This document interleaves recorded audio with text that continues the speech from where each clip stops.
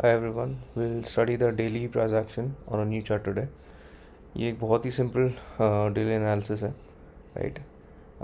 यहाँ पे आपको दिख रहा है एक बहुत ही स्ट्रॉन्ग कैंडल बनी थी, राइट। अबाउट 10% का मूव आ गया था ऑन अ डे, एंड बहुत ही हाई वॉल्यूम्स के साथ, करेक्ट। एंड उसके बाद जो इसने हाई बनाया था दैट वाज अराउंड 1588, एंड उसके बाद से फिर वो जो उस कैंडल का जो लो था दैट वाज अराउंड 1390, एंड वो जो 2 दिन का मूव था वो 1390 से it went all the way to 1588।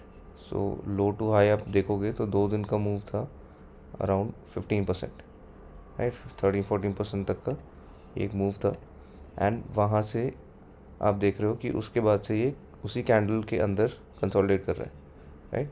अभी तक उस कैंडल का लो ब्रीच नहीं हुआ है, बट ऊपर से अगर आप देखोगे एक ट्रेंड लाइन मैंने ड्रॉ किया है, तो उस ट्रेंड लाइन को रिस्पेक्ट कर रहा है ऑन द अपसाइड। एंड नीचे जब ये जो कैंडल थी, जो हाई वॉल्यूम कैंडल थी, उसकी नीचे से एक ट्रेंड लाइन में ड्रॉ किया, तो उसको ये नीचे रिस्पेक्ट कर रहा है, राइट। तो अगर आप इसको एक मदर कैंडल मान लो, क्योंकि हाईएस्ट वॉल्यूम था, उसके बाद कोई बड़ा वॉल्यूम आया नहीं है, राइट।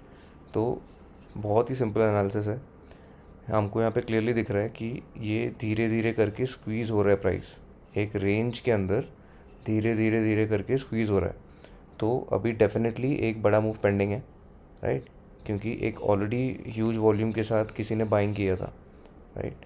तो अगर ये ऑन दी अपसाइड इस ट्रेंड लाइन को ब्रीच करता है, तो अगर एक राउंड अगर आप फिगर लोगे तो अराउंड 1500 का जो जोन है, अगर ये 1500 का जोन ऐसे निकालता है तो ये एक तरह से असेंडिंग डबल बॉटम जैसा हो जाएगा, राइट। नीचे भी ये जो सपोर्ट्स ले रहा है वो धीरे धीरे सपोर्ट्स ऊपर की तरफ शिफ्ट हो रहे हैं, एंड ऊपर से एक ट्रेंड लाइन आ रही है।